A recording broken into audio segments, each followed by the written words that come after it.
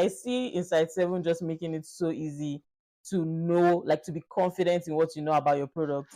We're really Hmm. obsessed about the user experience. The biggest lesson on this journey has been around like don't start writing code as the first thing. Like don't start writing code. You're gonna pay for it either in lost time, lost money.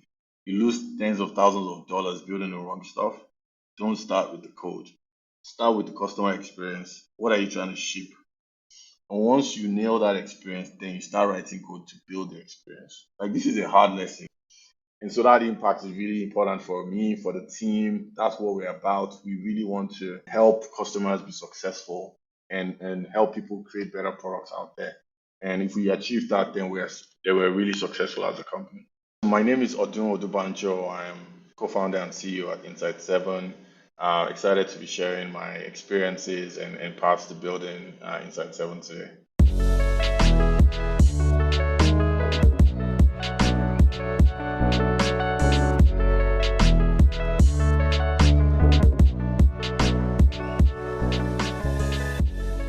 Hello, and welcome to another exciting episode of The Spotlight.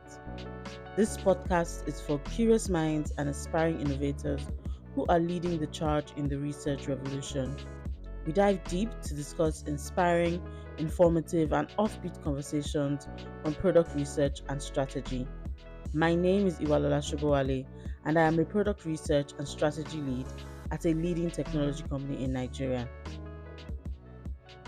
Today, we're joined by a special guest, Odun Odubanjo, the co-founder and CEO of Insight7. Insight7 is a customer insights AI tool that is revolutionizing how product teams analyze customer feedback to make data-driven decisions 10 times faster. Odun is no stranger to the entrepreneurial world, having founded and successfully monetized multiple ventures across various industries, from digital media to cybersecurity. His extensive experience in product strategy, innovation, and enterprise sales and marketing brings a wealth of knowledge to our discussion today. So get ready to dive into the world of customer insights, product discovery, and development as we explore Odun's journey and learn from his expertise. Let's jump right in.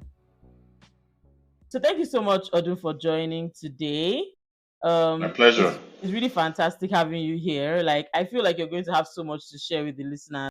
So Odun, can we take a trip down memory lane? I really like you to share with us your journey so far. How did you get here?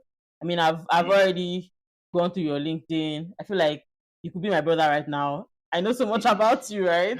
But how did you get here? I'd really like Right. you to share that if you can. Fantastic. It's my pleasure being here, and I'm super excited to share some of the experiences I've had and just have this conversation on this topic.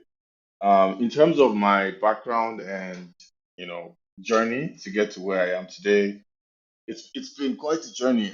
So started out as a software engineer in the early days, and while I was in uni, I did an internship at Google, and started to work on like large scale data platforms for the African market during that internship, and that really opened me up to like what it means to build for users at scale, and also got me really fascinated about data. And that was my first experience working with big data.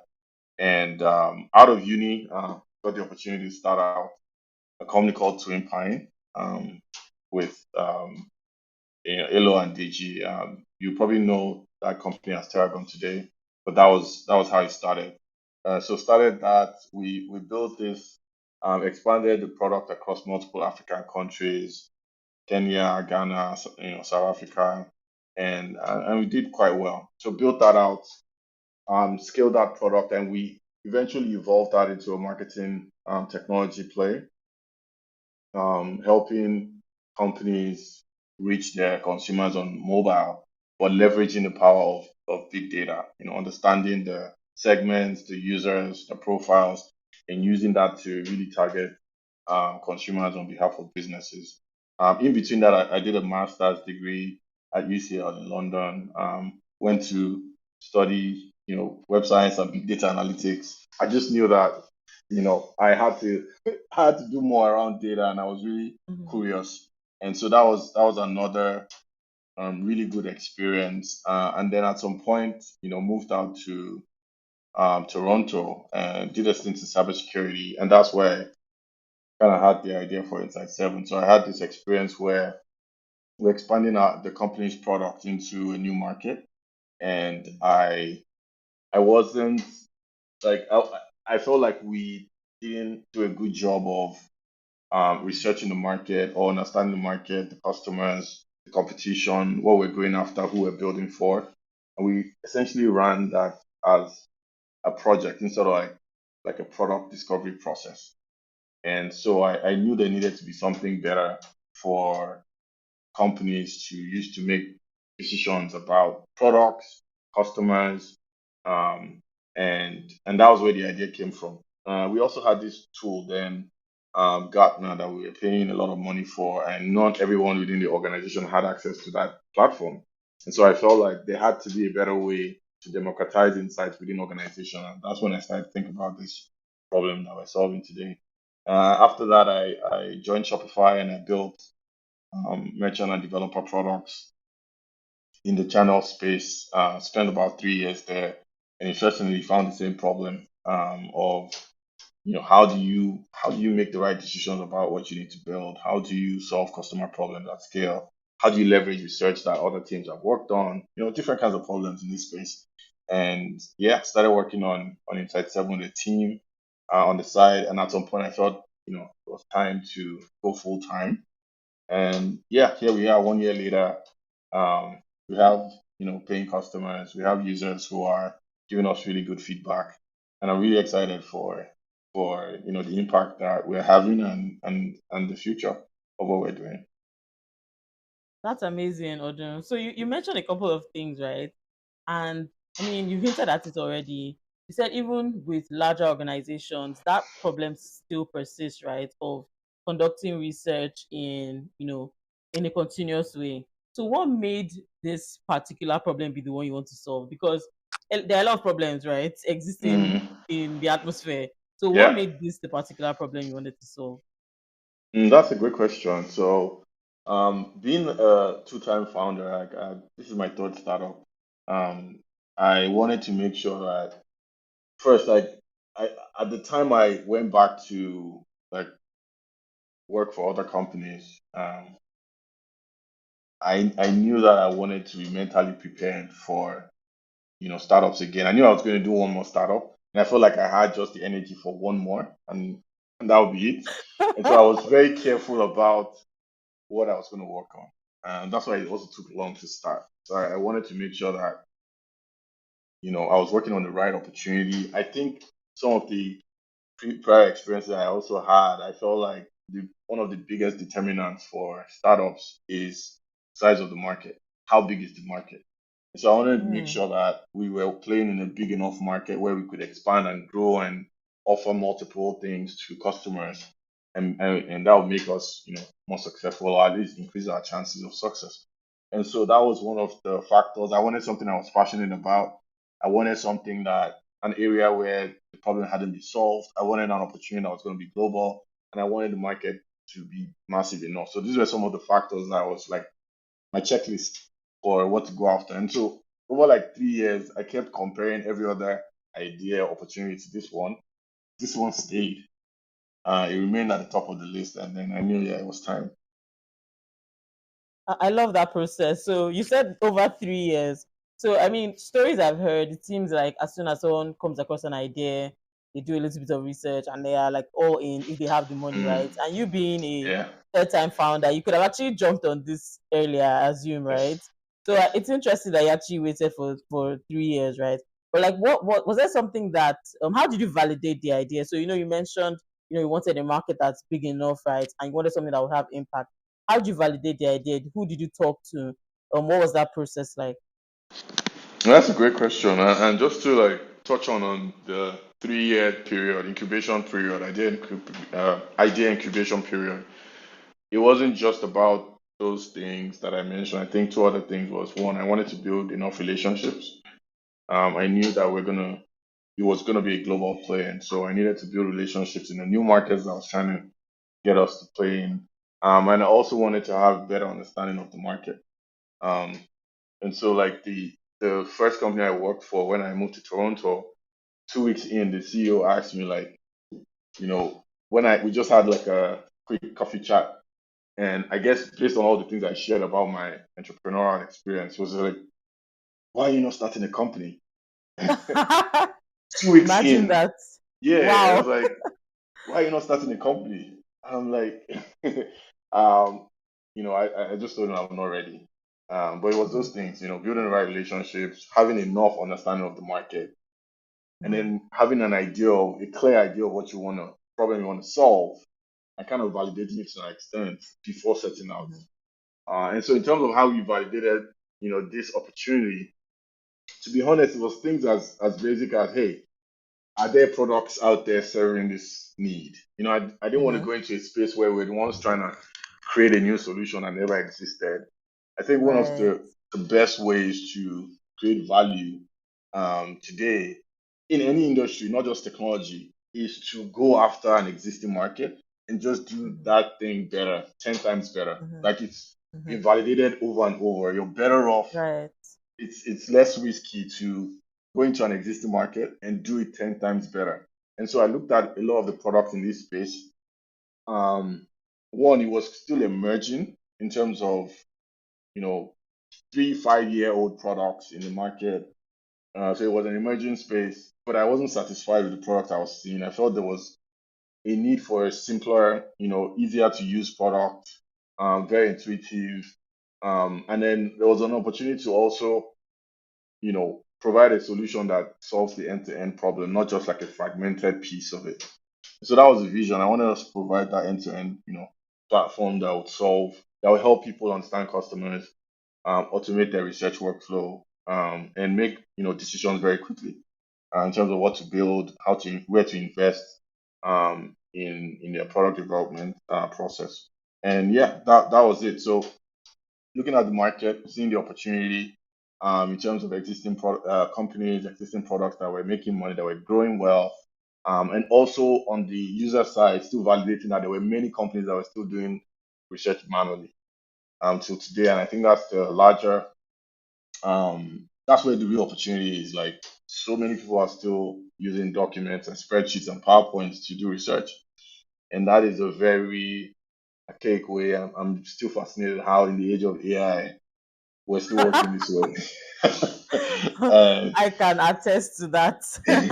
but I I think can part of attest to it that. is that we haven't built like those products that will solve this problem haven't existed. And so for us, and then also like changing habits and behavior is hard. So how do we make that easy for people to switch and do things in a different way? Those are kind of like the things that we're spending time on now.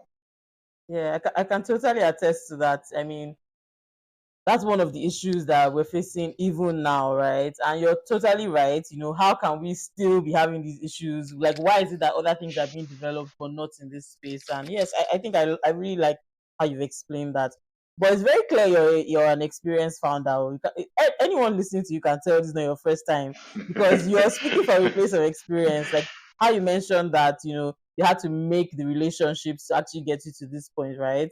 So I Yeah. think that's something that apart from the technology, that's something that maybe a lot of people don't know, right? So, is there Hmm. anything in your past experience that maybe prepared you for this? From the conversation we're having so far, right? It seems like Mm, Insight 7 is your baby, right? mm, Or am mm. I? Is it just because I'm a research person? But to me, it sounds like Insight 7 is your baby. Like you want to take care of this baby, and you have like huge plans for Insight 7. But I'd love to know what you think prepared you for this moment, for this time. No, absolutely. I think it's just like having worked on multiple ventures. I mean, I mentioned that like I had done 2 startups, but I've also had other like failed ventures that I don't Okay. mention, right? Mhm. I've had a startup like like almost 10 years ago now. There was a startup I started to do like hyperlocal delivery, deliver like groceries in 90 minutes to people in Lagos. And I was really excited about the opportunity. I think it could have been really disruptive at the time because, yeah, you have a lot of traffic and you need stuff. So the idea was, how can you help people get those things? And we did some decent volume of business in the first Wow, couple of that's amazing. months. Yeah, we did a partnership with one of these popular health food company.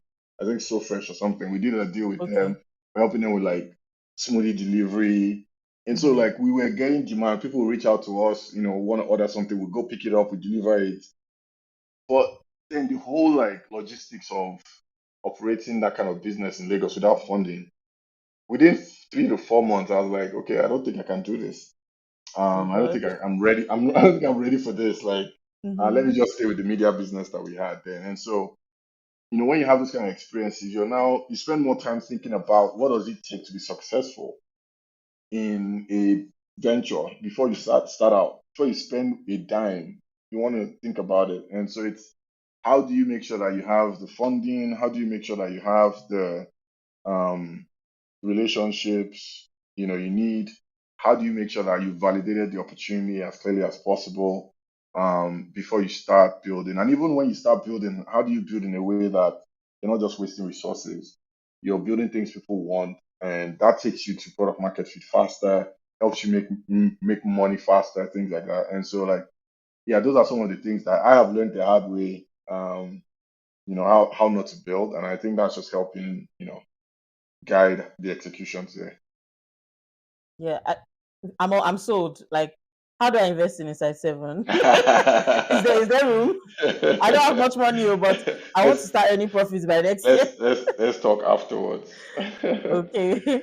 So if I want to be you in like the next 5 years, right? If I want to be Odun and I want to create something this amazing, what should I be reading? What should I be watching? What should I be listening to? What are you reading? Like, I want to know what's forming your thought processes nowadays. Mm. Yeah, there are a couple of there are a ton of resources in the startup, build kind of space to guide you. There are lots of books.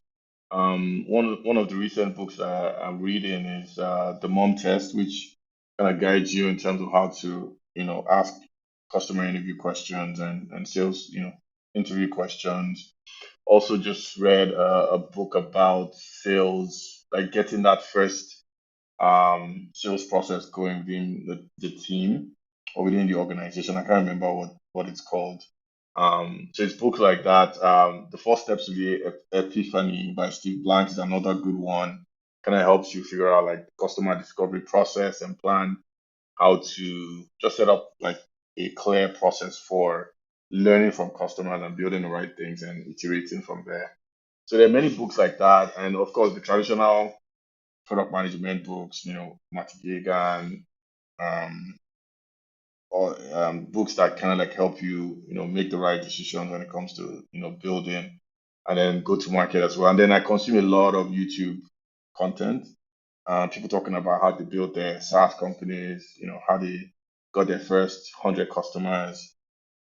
I think the YC videos are also really good. Like Y Combinator they've open sourced the playbook for building, for starting startups and getting momentum. And so right now, I think maybe outside of trying to plug into a network, um, YC has opened up the playbook for anyone to like tap into the experience and the learnings from all the startups they funded in the past, right? And everything is free. So that's those are some of the things that I use to kind of like some ways refresh what I already know, but also learn new things and make sure that we're on the right track. That's awesome, Odun. Thank you for sharing. So I'll try to find everything you mentioned and I'll list them in the show notes so that we can Okay. be like you. Before we enter your DM, so we can actually, have that mind thought process that you have, right? Yeah, Thank you yeah. for sharing. So I want to know, and I think the people listening to would have this going in their heads right now. What are the things you do to make your own business customer centric? What are the processes you have in place, that take it to the next level, basically?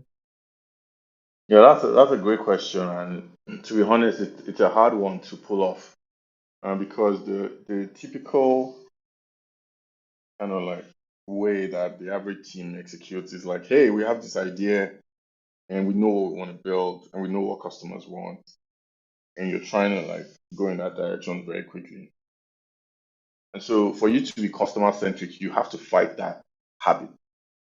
You have to like, it's a daily thing. You're checking yourself like, hey, who has told us this stuff is important? How did they describe it? What exactly are we? Do we understand it clearly? Do we need to talk to them some more? What are the processes, that we have in place to make sure this is happening in a more automated way? How are we collecting feedback from customers? How are we processing that and circulating that with the team? So these are questions I ask myself on a daily basis. There's no company that has it figured out. That's what I'm going to say. And it doesn't matter how big that company is. It doesn't matter if it's the big tech companies. But a number of the big tech companies don't have a good enough product discovery process to be fully Wow. transparent. And Mm. so it's work in progress. You just have to figure out, your own way. How do you co-create solutions with your customers? And for us, what we try to do is spend time understanding customers. I had, you know, feedback sessions with, some of our customers this week. And you tell them, hey, can you show me how you experience the product? What are the challenges? What can be better? Here are some ideas we're working with. How does that sound to you? And then when we have early prototypes of what we're trying to build next, we also do that feedback session with them, show them what it looks like, and it works. Like there are certain things that we chose not to build because customers told us, "I'm not interested in that. It's not valuable to me." And we didn't waste time, didn't waste engineering resources building that feature because we thought it was great. And so baking like the customer feedback process into the product development process is a game changer. It will save every company almost half of their R&D spend annually.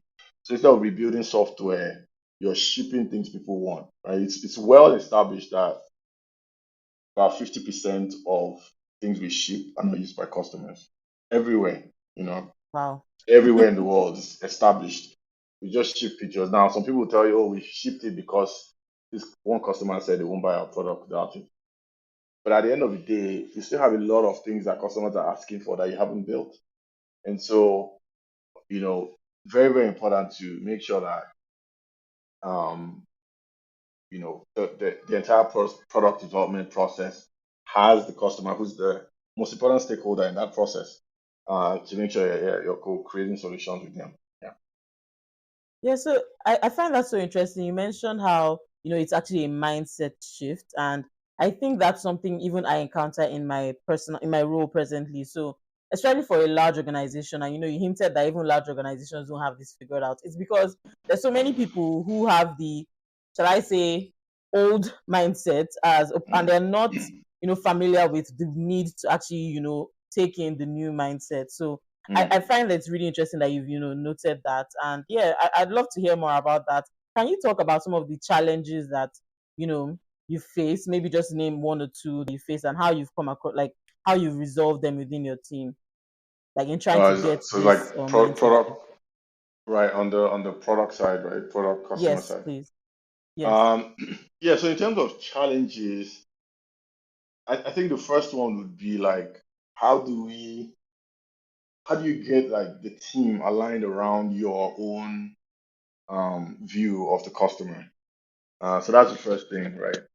How do you make sure that you're all aligned? Like you're co-creating a solution. I still serve as the PM on the team, and then we have engineers, we have designers, and then we're trying to co-create the solutions together, right? But how do I make sure that we have a shared understanding of the customer, the pain, behaviors, the desires before we go into solutioning or try to solve any problem.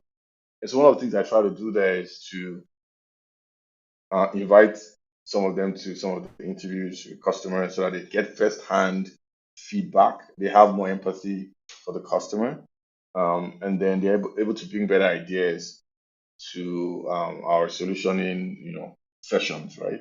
Or at least share the recordings with them, share summaries. Hey, here's what I learned from this customer interview. Check it out.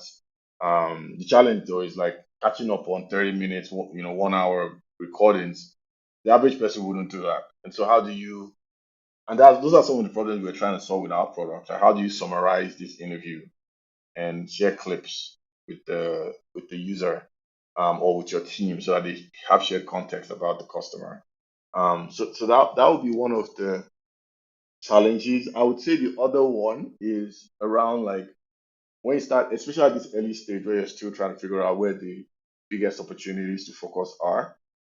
How do you balance different customer views and opinions and feedback, and you start to prioritize things to build?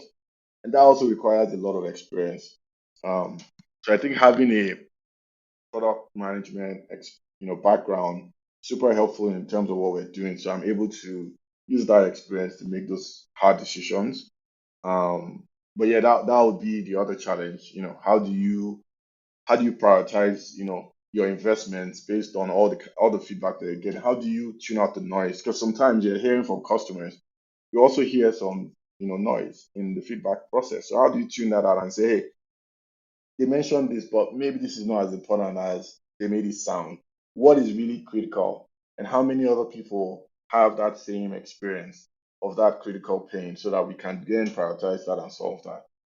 Yeah, those would be some of the things that I would say like we face challenges with. I'm sure every PM or researcher listening right now is probably like nodding their heads. They're probably like on the same page, right? Because I think all of us are facing the same issues, and it's actually really interesting. Basically, Insight 7 is trying to solve all this, and even within your team, you've spotted those issues, and you're using Insight 7 to solve that as well. I love that. Thank you for sharing. So I'm really interested to know, you said, yeah, you've already shared that there are paying customers who are using Insight 7, who you're listening to, to get feedback from them. I wonder if they've shared any success stories with using Insight 7, if something has changed within their team. Yeah, absolutely. I think the biggest feedback so far has been around how much time savings you can get with the product.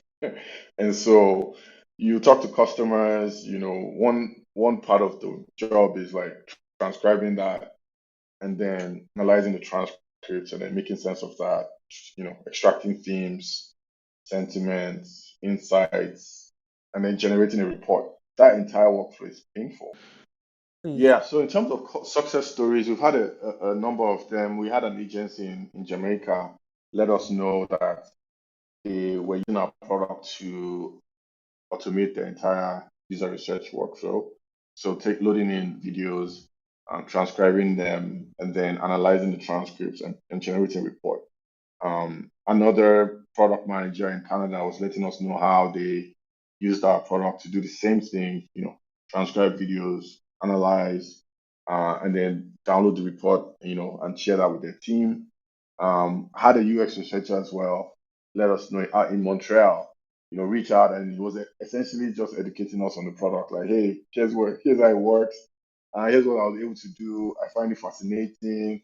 I was able to generate this report from all these, transcripts in such a short time. It was really encouraging and inspiring to, you know, see how like an idea, right, can be so impactful for people. He was essentially schooling us on the product. Like, hey, here's what I did. I was able to like figure this thing out so easily and use it to really speed up my research. I talked to a couple of, I think, five, six um, participants during a study, and then was able to transcribe all of them, all the interviews, analyze them, generate a report, and it was showing us everything. And I was really excited and giving great feedback. And so like those stories are the things that fuel us. Those stories fuel us to really continue investing in the product because we know we built something people want and people are getting a lot of value from, right? Yeah.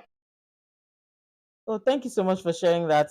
So, speaking on the UX researcher, right, I concur with everything you said. Another thing that I see Insight 7 does already, just from even just going through the free trial, is it helps with collaboration. So right now in the organization that I work at, we use Mirror, and Mirror has an Mm, AI tool, right? And mm, yes, Mirror does help with the collaboration. But one thing that Insight 7 does is everything is there. The documentation, I can have my transcripts there. Anyone who's working on the same project with me can see those things. So aside from the report or the conversation we would have, based on everything we've learned, stakeholders can still go into Insight7 and watch recordings or listen to recordings. So it's really amazing. The Yeah. documentation bit is great. As teams are changing and transitioning, at least we Mm. know Insight7 has everything and nothing's getting lost. We don't Yeah. have to search too many places to find things. So Yeah. honestly, well done. You guys are doing something amazing. I can't wait to see, where Insight7 gets to in like the next three, Thank four you. years. Thank you. Yeah. Thank you so much. Awesome. So can you I know I saw on your LinkedIn that you shared that the prioritization feature had just been launched, right? Are Yeah. there any other upcoming features that we should get excited about Yeah. in the pipeline? Yeah. Yeah, definitely. We are getting a lot more feedback from users, and they're asking us to continue to make improvements. So one of those features is what we're calling trends. So we've gotten feedback that users want to see patterns in their data. So as they're getting feedback from customers in a continuous way, they want to see trends in terms of the insights and the themes that they're getting from those customers. And so that's a really important one that we're trying to ship soon. We're also getting requests around segmentation, help me segment my customers, help me understand the users behind the data. And so we're investing in that area as well to provide intelligence around the customer profiles, to be able to segment them, to be able to engage with them in a unique way, to be able to track, a history of conversations you've had with those customers. That is another key area that we're working on. And I think maybe the big one that we're also working on is what we call Pulse.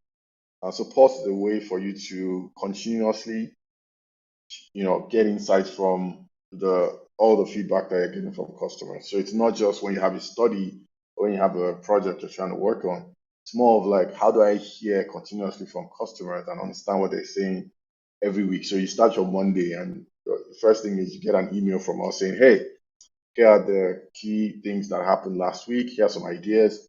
Here are some recommendations of what to work on this week. Like that would be a great assistant for any product person, right? Absolutely fantastic, honestly.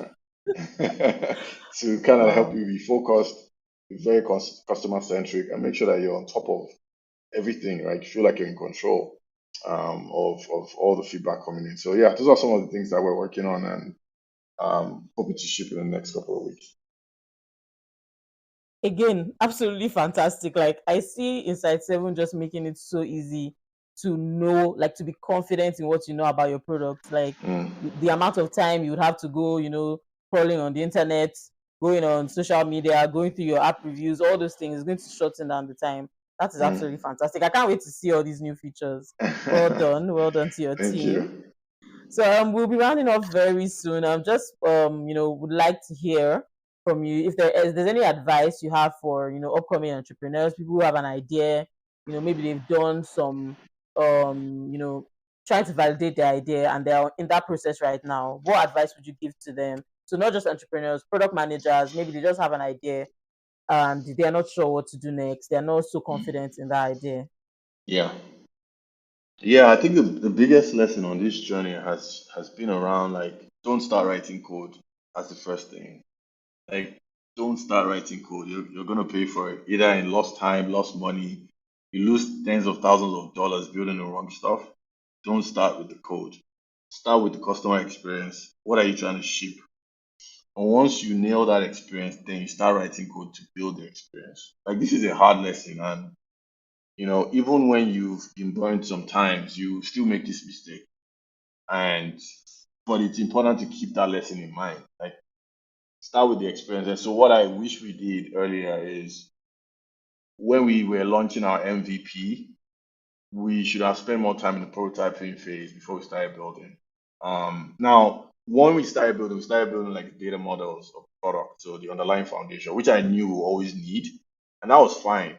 But in terms of the user experience, we shouldn't have built anything until we had done more validation of the experience and the prototypes we're trying to built, right? So what you have today, many people just go jump from, okay, I validated the problem, and then they start building the solution. They don't validate the experience of the solution before they start building it. And that's the in-between thing. So you don't jump, you find you validate the problem, but you don't know what the right solution is. You can spend more time validating that solution through prototypes with users before you then start to build those prototypes. And it'll save you a lot of money, a lot of time. And so today, one example is there's like one example there's the way we thought people were going to do multi-document analysis is not the way they're doing it today. We went to build like a tool, a UI that was going to help people like select multiple documents and analyze them and shit. But people are doing that in a different way today. They will load those documents into a folder and they'll analyze it in one click. And so that was probably what we should have started with. And so you learn that the hard way, but there are cheaper ways to do that to validate that. That's the big idea. That's so insightful. Thank you. So from your own hard lesson now, we're learning that in the easy way. And I think this is the benefit of things like this, right? Thank you so Mm, much for sharing that. So is there mm. something about Insight7 that maybe people don't really know, or maybe you personally, something you don't mind sharing with us? Not like the secrets that I promise to take to your grave, oh, but something that you could be a little bit vulnerable about here. Just maybe that will be a lesson for One people. thing, one thing people don't know. I have to think hard about this one. So yeah, in terms of how we came about the name, the idea was we always knew the product would be about insights, and insights would never like go away. So we didn't want to have a name that maybe if we now went into another market, then the name doesn't scale. We wanted to be about insight. So insight was going to be in the name. It was not like, okay, what else do you add to that? And then we chose seven because seven means like completeness. It's a symbol, for completeness. So we wanted to be that platform where companies had all their insights in. We give you the complete view of your customer. That's what we're building out. And then the bot, the AI within our product, we call it Serve as a short form of seven. So yeah, maybe that's like a fun fact. What's your Oh yeah, that is actually fun. I also wanted to say I really love your naming convention. So you mentioned, the features that are being built, trends, calls. I really love the name. It's just perfect. It just captures what those tools or what those features do perfectly. Yeah, we try. We do a lot of brainstorming internally, and yeah, we try to keep things very simple for users. We're really Mm-hmm. obsessed about the user experience. If there's Mm-hmm. anything like that, that's the one thing. I mean, I was in a user feedback session this week, and then someone was trying to give some feedback about something he struggled with on an app, and he was also trying to show us how he used another app. I won't mention their name. Mm-hmm. Beside, like at the same time as ours, to do something Mm-hmm. else that he was struggling Mm-hmm. with in our app. And then he was struggling with navigating that app right in front of us. And I saw how he was using our app and it was seamless, it was easy. And so for me, that's delightful because that's what we care about. We care about people just coming in and figuring it out without any to like when last did you read a manual, a product manual? Like when you open new products today, your phone, your devices or gadgets, whatever you buy, you just start using it. And I think software needs to be that way. Nobody's trying to watch demos anymore. They just want to get into the product and use it. And so we need to build the best possible, experience to help people do that. Absolutely, yes, I absolutely love that.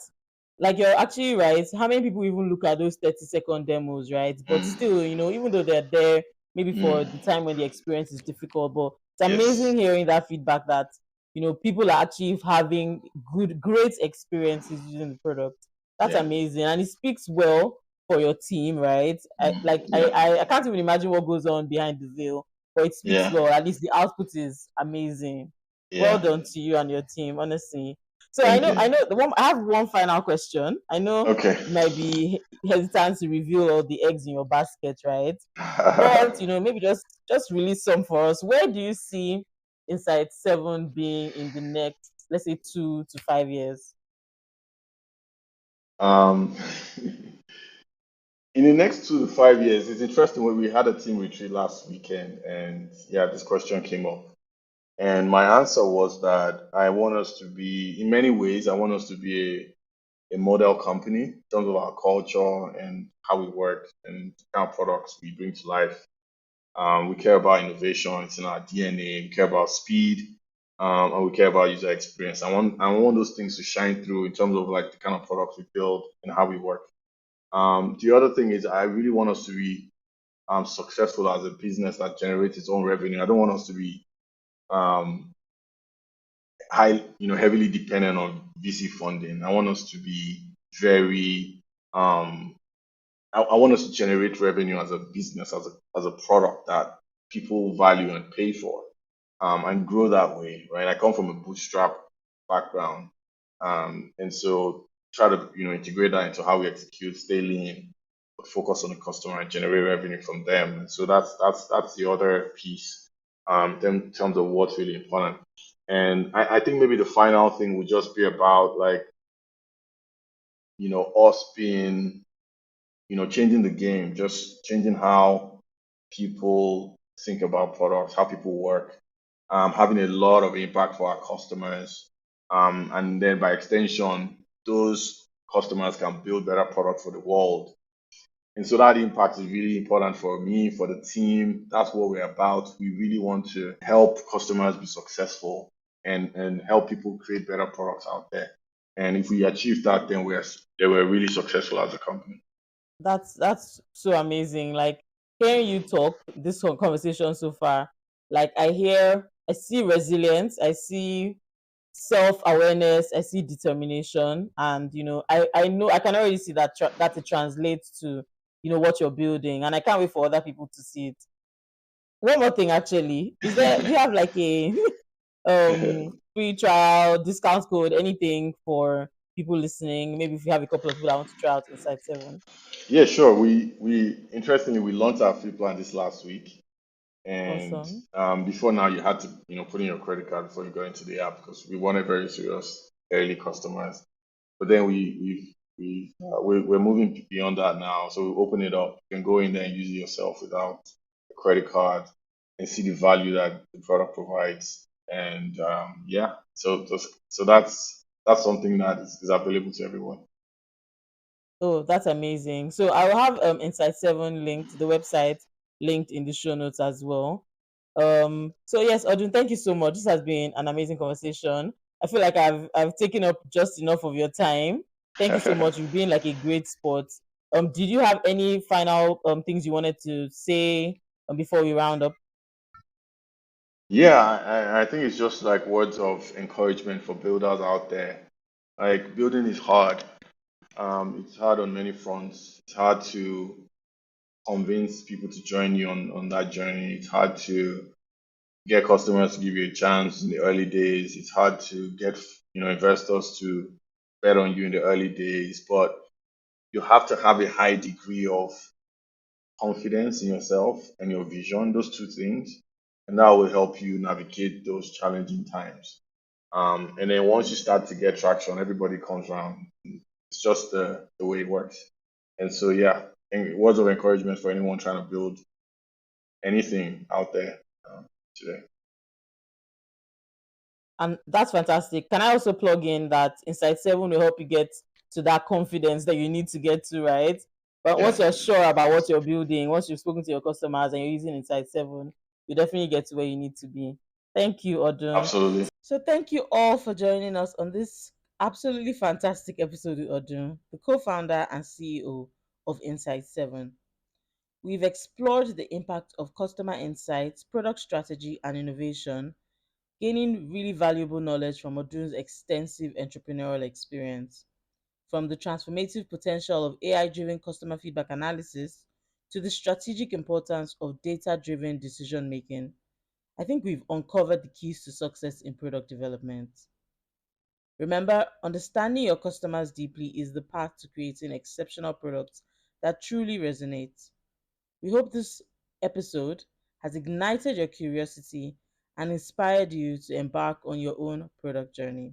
So, subscribe to this podcast for more engaging conversations and thought provoking discussions. And of course, don't forget to check out Insight 7's free plan at insight7.io for a game changing approach to customer insights. Till next time, bye.